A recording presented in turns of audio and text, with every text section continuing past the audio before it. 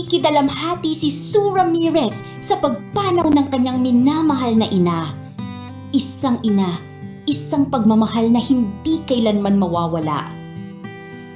Isang masakit na pamamaalam ang hinarap ngayon ng aktres na si Sue Ramirez matapos pumanaw ang kanyang pinakamamahal na ina, si Concepcion Chit Dodd.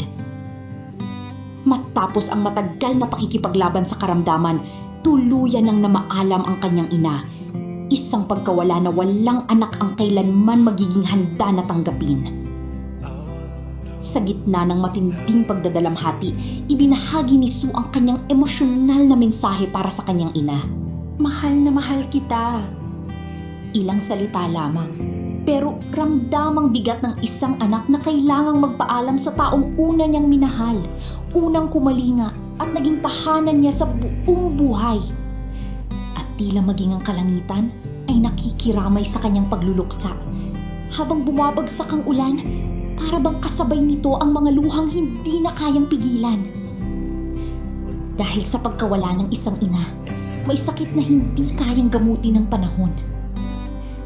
Sa ngayon, tanging alaala, pagmamahal at mga sandaling pinagsaluhan ang mananatili sa puso ni Sue at ng kanilang pamilya.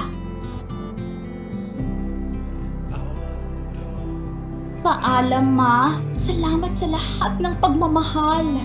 At kahit hindi ka na niya mahawakan, mananatili kang buhay sa puso niya. Ngayon, bukas, at magpakailanman. Nakikiramay kami kay Sue Ramirez at sa buong pamilya Ramirez Dodd. Rest in peace, Ma. Hanggang sa muli.